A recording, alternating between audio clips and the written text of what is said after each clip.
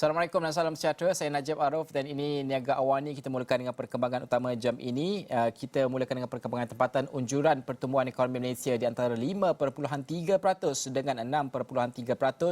Bagi tahun ini masih kekal berada di landasan tepat.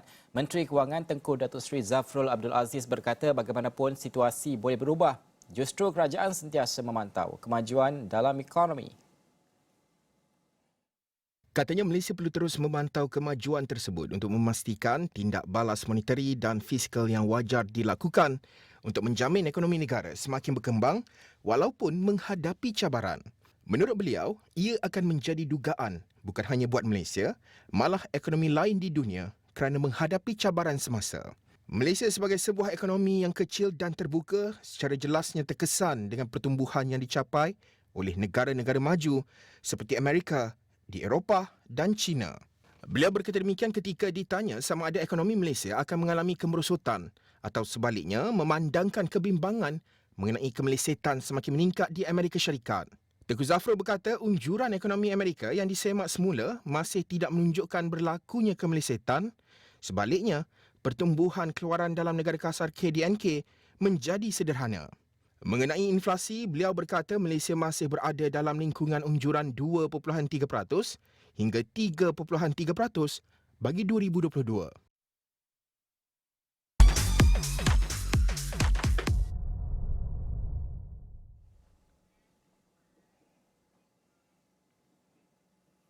Pengecualian cukai jualan dan perkhidmatan SST bagi pembelian kenderaan yang bermula 5 Jun 2020 dan dijangka berakhir pada 30 Jun ini telah menyebabkan kehilangan hasil 4.8 bilion ringgit setakat ini.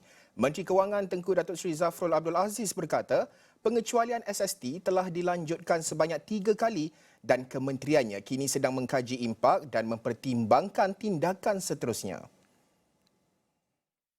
Menurut beliau, kehilangan hasil sebanyak 4.8 bilion ringgit adalah jumlah yang besar yang boleh digunakan untuk disalurkan membantu rakyat untuk keperluan mereka.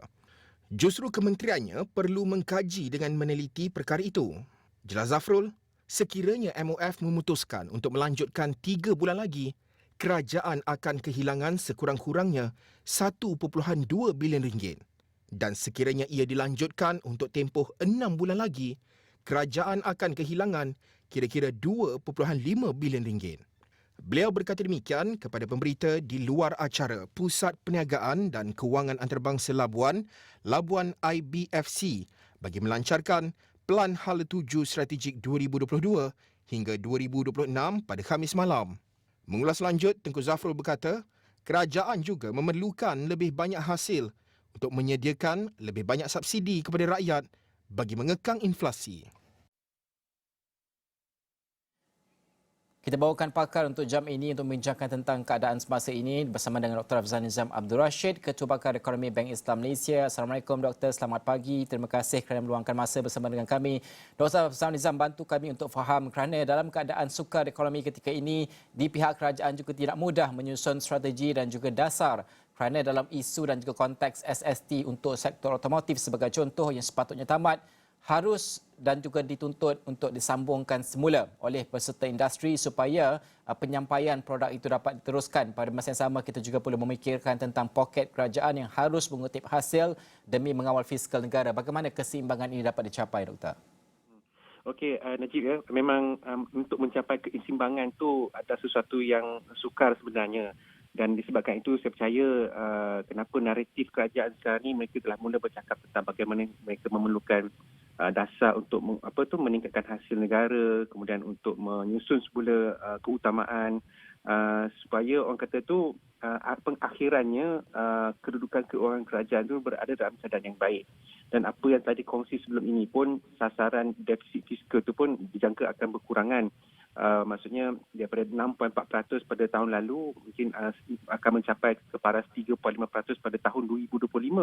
Jadi berdasarkan unjuran yang dibuat ataupun sasaran yang dibuat, maksudnya kerajaan sedang berusaha untuk memperbaiki kedudukan keuangan mereka dan menyusun semula keutamaan itu merupakan sesuatu yang perlu dan perlu disesuaikan dengan situasi ekonomi negara berdasarkan apakah masalah yang sedang dihadapi.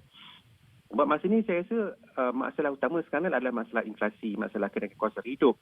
Dari segi pertumbuhan ekonomi tu nampak gaya adalah ada punya tanda-tandanya tu. Jadi keutamaan itu perlu diselaraskan dengan kehendak semasa. Jadi saya rasa kerajaan memang sekarang ni berada dalam mood yang sangat-sangat berhati-hati bagaimana mereka untuk kata tu menyediakan bentuk bantuan yang sesuai supaya pada masa yang sama kedudukan keuangan itu tidak orang kata tu dikompromi lah. Jadi kalau keutamaan bagi saya sekarang ni nampaknya subsidi barangan yang asas lah, kerana itu yang menjadi persoalan utama. Dari segi sektor otomotif benar, kalau kita dapat teruskan tu memang baguslah, maksudnya dapat memberi bantuan dari segi jualan kenderaan. Namun isu berkenaan sektor otomotif juga ada banyak juga kan, maksudnya gangguan bekalan ataupun rantaian perniagaan juga merupakan satu masalah. Jadi maksudnya kita lihat kembali apakah permasalahan yang kata tu menghambat industri otomotif itu. Adakah SST ke ataupun sebenarnya bagaimana end product ataupun finish product barang siap tu dilengkapkan. Maksudnya kalau isunya adalah gangguan rantaian perniagaan, maka isu itu perlu diselesaikan dan kita kena perlu tahu ataupun berhati-hati apakah bentuk dasar yang sesuai untuk menangani permasalahan yang sedang dihadapi. Jadi saya nampak macam itulah keadaannya. Dr. Afzal Nizam, Haris di sini, adakah kita dapat melihat ataupun fiskal kerajaan akan terganggu sekiranya pengecualian SST ini diteruskan untuk kali yang keempat? Pandangan doktor? Okey, sama ada terganggu atau tidak, sebenarnya saya rasa ruang tu memang ada. Cuma yang saya tengok sekarang ni, kalau kita tengok apa yang berlaku di pasaran keuangan dan cakap-cakap di dalam pasaran keuangan, cakap-cakap berkenaan dengan kemas dan ekonomi itu telah mula kedengaran. Jadi maksudnya ini satu perkara yang kita tak boleh ambil ringan lah. Maksudnya kita perlu cakna tentang risiko-risiko makroekonomi yang mungkin berlaku pada tahun hadapan ataupun tahun 2024 dan sebagainya. Jadi maksudnya kerajaan memang sentiasa perlu berada dalam keadaan bersedia.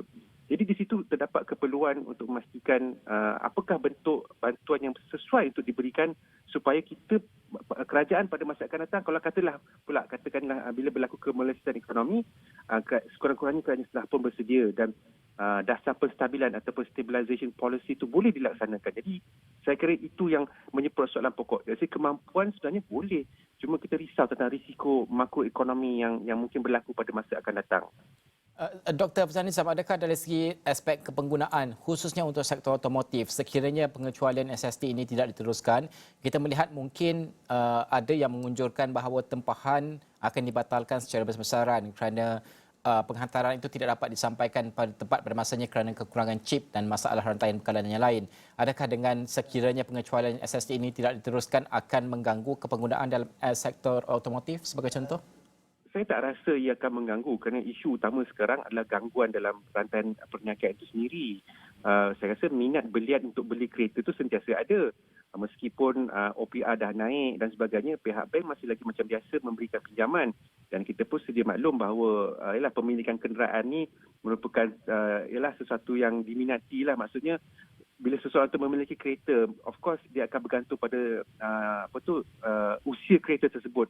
Mungkin tahun ni usia kereta mereka dah mencapai 5 tahun ke, 7 tahun ke, 9 tahun ke. Maksudnya dari segi kitaran untuk tukar kereta tu mungkin sudah sampai masanya. Bila keadaan itu berlaku, permintaan itu memang wujud. Keperluan untuk membeli kereta memang wujud. Jadi tak kira lah sama ada SST ada ke, tak ada ke, OPR naik ke dan sebagainya, tidak ke, minat belian itu tetap ada. Cuma isu sekarang, bila nak beli kereta, buat tempahan lambat sampai. Itu yang saya rasa merupakan satu masalah utama yang menghujani sektor otomotif sekarang. Jadi doktor, kalau Haris nak beli kereta kena beli sekarang, doktor? Itulah, kena tengok kereta apalah. Okey, terima kasih doktor kerana bersama kami pada pagi ini. Dr. Afzal Nizam Abdul Rashid, Ketua Pakar Ekonomi Bank Islam, kerana membantu kami untuk fahamkan keadaan semasa permasalahan di rantaian bekalan itu yang harus diberikan tumpuan, Haris, berbanding dengan keadaan SST, pengecualian itu wujud ataupun tidak pada keadaan semasa. Untuk waktu ini kita nak melihat pula kepada dari segi berkenaan dengan production dan juga sales lah. Berapa banyak sebenarnya sehingga bulan April, jika kita boleh upkan dari segi jadual, kita kita nak melihat jadual yang disediakan oleh MAA sendiri dalam statistik sehingga April, sebenarnya kita menyaksikan perubahan ataupun angka yang boleh dikatakan cukup besar juga. Ini adalah melibatkan production, iaitu dalam ataupun pada bulan April saja 50,724, jika dibandingkan dengan tahun 2021 47,764, dan itu melibatkan kenderaan penumpang. Dan kalau nak ikutkan dalam tempoh dari Januari sehingga April, sebenarnya 192,000, satu jumlah yang boleh dikatakan agak besar juga untuk tempoh 4 bulan ini. Dan dari segi kenderaan komersial juga kita dapat lihat wujud juga pertambahan. Ini bermakna terdapat permintaan juga dari segi permintaan yang tinggi. Kita nak melihat kepada permintaan. Okey, kita ke slide yang seterusnya. Kalau kita nak meneliti kepada dari segi berkenaan dengan sales pula, sudah tentu sales melibatkan 49,815, iaitu sekitar untuk tahun ini pada bulan April sahaja, dan secara keseluruhan 190,000 kenderaan penumpang dijual untuk 4 bulan pertama tahun ini. Secara keseluruhannya kita nampak 215,000, di bawah itu 965 kenderaan untuk tempoh daripada Januari sehingga April. Banyak orang beli kereta kereta baru bulan tahun ni sebenarnya, Najib. Satu adalah sebab SST itu dikecualikan. Kedua, saya kira adalah kalau dibandingkan dengan tahun lepas, disebabkan tahun lepas masih lagi ada, tahun lepas ada PKP lagi kita. Ke hujung tahun ada PKP sekejap kan. Jadi mungkin itu perbezaan bagaimana untuk kita melihat sekiranya pengecualian ini nanti ditarik balik untuk SST, adakah ini akan memberikan kesan kepada segala tempahan yang sudah pun dibuat pada ketika ini kerana harga lebih mahal dan sebagainya. Itu yang kita akan perhatikan dari masa ke masa. Baik, kita akan berhenti rehat seketika. Selepas ini lebih banyak perbincangan berkaitan dengan bisnes dan juga ekonomi Malaysia. Selepas ini.